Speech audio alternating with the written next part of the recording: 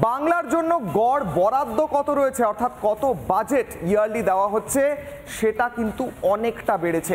UP আমলে যেটা ছিল 4,380 কোটি, এনডিএ আমলে তা হচ্ছে 13,810 কোটি।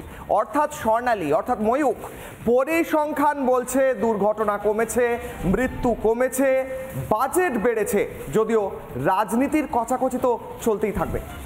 একদমই কিশলয়, এবং ঠিক সেই জায়গাতেই কচকচানির থেকে বের করে আনতে হবে মানুষকে এবং নেতাদেরকে দাঁড় করিয়ে আনতে হবে, যেখানে তাদেরকে প্রশ্ন করতে হবে যে আসলে আপনারা কি কি বলেন নির্বাচনের আগে, আর তারপরে আমরা কি কি পাই। কেন্দ্র ট্রেন নিয়ে, রেল নিয়ে, রেল বাজেট নিয়ে কি বলে, এবং রাজ্য উত্তরবঙ্গ হাসছে, খেলছে, সাঁতার কাটছে, ঝড়ে ভেসে যাচ্ছে, সমস্ত কিছু করছে, কিন্তু উত্তরবঙ্গ কি আদৌ ভালো আছে, বঞ্চনা কমেছে, এই সমস্ত কিছু নিয়ে প্রশ্ন করতে হবে। যারা এই মুহূর্তে আমার সঙ্গে রয়েছেন দুজন বিশ্লেষক এবং তার পাশাপাশি অত্যন্ত সুবক্তা রয়েছেন, পার্থপ্রতিম বিশ্বাস অধ্যাপক, স্থাপত্যবিদ, এবং অরিত্র দত্ত বণিক অভিনেতা রয়েছেন। আমি প্রথমে পার্থবাবুর কাছে যাচ্ছি, তারপর অরিত্র তোমার কাছে আসছি। পার্থবাবু, আবার সেই একই কথা, একটা রেল দুর্ঘটনা এবং অনেকগুলো জিনিস একেবারে চোখে আঙুল দিয়ে দেখিয়ে দিল।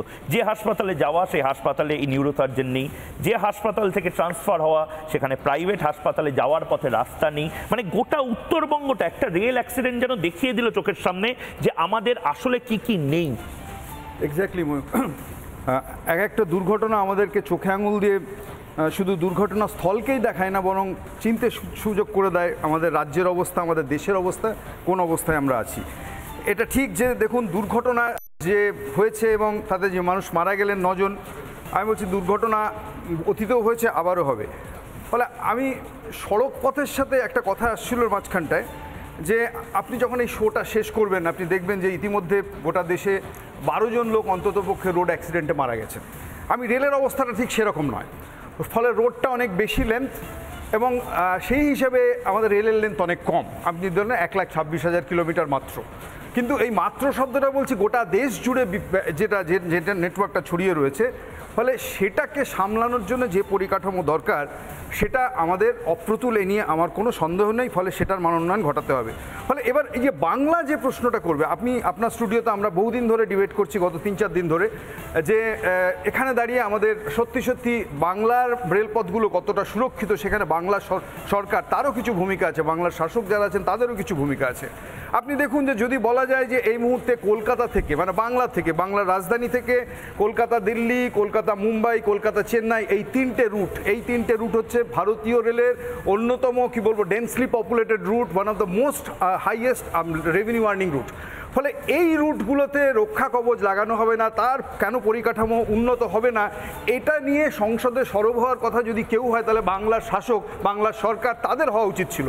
কিন্তু আপনি দেখুন গত 4-5 বছর ধরে আমি অন্তত দেখতে পাইনি, করমণ্ডল থেকে শুরু করে কাঞ্চনজঙ্ঘা, এই এন্টায়ার বিপর্যয়ের পর শাসক দলের তরফ থেকে আমরা এখনও দেখতে পাচ্ছি না যে এই রুটগুলো টাকা যদি একসাথে নাও থাকে তাহলে অগ্রাধিকারের ভিত্তিতে কি করে রুট করবে। মানে কি কেন্দ্রের শাসক দল? আমি বললাম যে রাজ্যিক শাসক দল, তাদের হচ্ছে যে অনেক বেশি দায়, আর কেন্দ্রের সরকার, যারা সরকার চালাচ্ছেন, রেল মন্ত্রক, তাদের দায়িত্ব পড়বেই, কারণ তাদের তো ভারতীয় রেল ব্যবস্থায় তাদের দায়িত্বের মধ্যে পড়ে। কেন কেবলমাত্র এক্সিকিউটিভ ক্লাস ট্রেন বলতে যা বোঝায় শতাব্দী, বন্দে ভারত, রাজধানী, তার সুরক্ষা, তার স্বাচ্ছন্দ্যে চিন্তিত থাকবেন? কেন কাঞ্চনজঙ্ঘার মতো ক্যাটল ক্লাস ট্রেন বলতে সরকার যাদেরকে বিন করেন সেই ট্রেনগুলো এলএইচবি কোচ লাগবে না? অনির্বাণ যখন প্রশ্ন করছিলেন, সিপিআরও সাহেব সঙ্গত কারণেই বলতে পারেননি, কারণ যে এলএইচবি কোচগুলো লাগছে মূলত, আপনি যদি দেখেন আমাদের সেই executive class train, cattle class ট্রেনে হচ্ছে এখনও এলএইচবি কোচ লাগেনি। ফলে সরকারের, আমি আবারও বলছি, রেল দপ্তরের সেই অগ্রাধিকারের জায়গায় রাখতে হবে।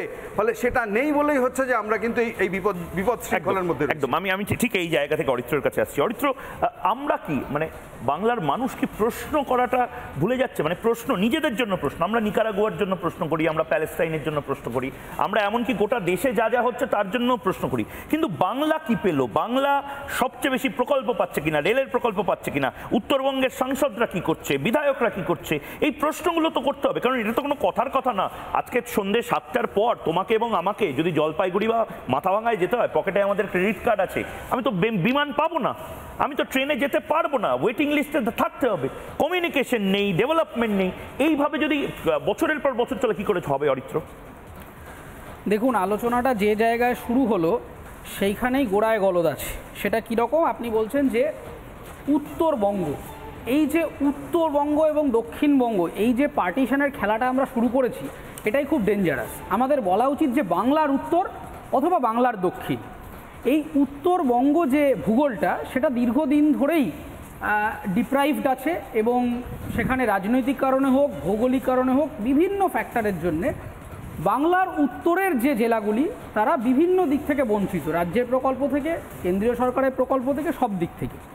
এবার প্রথম কথাটা হচ্ছে, আপনি যদি রেলের পর্যালোচনা করেন, যে জায়গায় অন্তত কাঞ্চনজঙ্ঘার দুর্ঘটনাটা ঘটেছে সেটা খুব সিগনিফিক্যান্ট একটা জিওগ্রাফিক লোকেশন। কেন? তার কারণ তার নিয়ারেস্ট যে পয়েন্টটা, সেই পয়েন্টটার নাম হচ্ছে শিলিগুড়ি করিডোর। শিলিগুড়ি করিডোর বা চিকেন নেক করিডোর, এই করিডোরটা কেন এত গুরুত্বপূর্ণ? তার কারণ গোটা ভারতবর্ষের মূল বডির থেকে একদম এই ঘাড়ের মতো যে জায়গাটা বেরিয়ে আছে, এখান থেকে সম্পূর্ণ যুক্ত হচ্ছে ভারতের উত্তর পূর্বাঞ্চল, এবং এই জায়গাটা চারদিক থেকে বর্ডার দ্বারা মানে চাপা রয়েছে। ফলে এই সমস্ত বিলেতের বর্ডার, এবং এই যে জায়গাটায় কোনো রকম যদি গাফিলতি হয় বা কোনোভাবে এই জায়গাটা যদি ফাটল ধরে, রাজনৈতিক ফাটল, তাহলে কিন্তু ভারতের উত্তর পূর্বাঞ্চল সম্পূর্ণ আলাদা হয়ে যেতে পারে। সেই জন্য কেন্দ্রীয় সরকারের উচিত ওভার সুরক্ষা দেওয়া। এইবার ঘটনাটা হচ্ছে যে জায়গাটায় দুর্ঘটনা ঘটেছে, আপনি ভৌগোলিকভাবে দেখবেন যে জায়গাটা খুব সরু, ফলে একাধিক ওখানে রেল ট্র্যাক বাড়ানোর জায়গা নেই। এবার তাহলে দুর্ঘটনাটা হলো কেন? এই হলো কেন এর উত্তর খুঁজতে গিয়ে আমাদের যেতে হবে হচ্ছে কন্ট্রোলার অফ অডিটর জেনারেল, অর্থাৎ সিএজি রিপোর্ট 2022 সালে যে রিপোর্টটা দিচ্ছে, তারা বলছেন 33 থেকে 100% দুর্ঘটনা যে সমস্ত জায়গাগুলো হয়েছে সেটা ডিউ টু মেনটেনেন্সের অভাবে, এবং 422টা ডিরেলমেন্টের ঘটনা ঘটেছে যার জন্য দায়ী ইঞ্জিনিয়ারিং ডিপার্টমেন্ট। 171টা কেস আছে মেনটেনেন্স অফ ট্র্যাকের জন্য, এবং 156টা কেস আছে যেখানে ট্র্যাক প্যারামিটারের বাইরে ডেভিয়েশন হয়েছে, এবং 154টা কেস আছে যেটা লোকো পাইলটের গাফিলতির জন্য, ওভার স্পিডিংয়ের জন্য, তার অন্য মনস্কতার জন্য হয়েছে। এবং খুব সিগনিফিকেন্টলি আপনি যদি দেখেন, এখানে একটা গাফিলতি, বারবার কেন এই গাফিলতি শব্দটা আমি উল্লেখ করছি, এই 2022-এর ক্যাগ রিপোর্ট বলছে মোট যে দুর্ঘটনা ঘটেছে, যাবতীয় যা ইনসিডেন্ট হয়েছে, তার মধ্যে 63% ইনসিডেন্টে রেলওয়ের রিপোর্ট জমাই করেনি, এবং 49% কেসে রিপোর্ট যে জমা হয়েছে তার গ্রহণযোগ্যতার মধ্যে 49% কেসে ডিলে হয়েছে। এবং আরেকটা সিগনিফিক্যান্ট পয়েন্ট হচ্ছে RRSK, যে রেলের যে সুরক্ষার জন্য যে ফান্ড, সেই ফান্ডের প্রায়োরিটি 1 যে কাজগুলো, সেই প্রায়োরিটি 1 কাজের জন্য বরাদ্দ যে টাকা, সেই টাকা বা এক্সপেন্ডিচারের সংখ্যা 2018-19-এ ছিল 81.5%, এই পুরো জায়গাটাতে 2019-20-তে হয়েছে 73%। তার মানে খরচের সংখ্যাটা কমেছে। এবং আপনি যদি খবরের কাগজের রিপোর্ট দেখেন, আপনি দেখতে পাবেন RRSK-এর ফান্ড অপব্যবহার করা হয়েছে, সুরক্ষার কাজে ব্যবহার না করে সেইগুলো দিয়ে হচ্ছে ওই ফুট মাসাজার কেনা হয়েছে, জ্যাকেট কেনা হয়েছে, ফলে ফান্ডের একটা মিস অ্যাপ্রোপ্রিয়েশন। আমি ঠিক এই জায়গা থেকেই আমি অনির্বাণের কাছে যাব। অনির্বাণ সিনহা আমাদের কাছে এই মুহূর্তে দ্বিতীয় যে স্টুডিও রয়েছে সেখানে রয়েছে। অনির্বাণ, অরিত্র অনেকগুলো ভ্যালিড পয়েন্ট বললো, মানে বেসরকারি সংস্থায় তুমি, আমি এবং যারা কর্পোরেট সংস্থায় কাজ করি, তাদেরও একটা বেসিক কেয়ারে বা পেশাদারি কিছু কিছু ডেডলাইন থাকে, কিছু কিছু টার্গেট থাকে। সরকার বা যারা সরকার চালাচ্ছে বা আমলা বা মন্ত্রী, তাদের একটা টার্গেট থাকবে না যে আমি এতটা অ্যাচিভ করব মে মাসে, আমি এতটা অ্যাচিভ করব এই বছরে। এই অ্যাচিভেবল জায়গাগুলোর ক্ষেত্রে অপেশাদারিত্ব যদি দেখানো হয় অনির্বাণ, তাহলে তো উত্তরবঙ্গ নিয়ে এবং রেল নিয়ে লাগাতার শো করে যেতে হবে।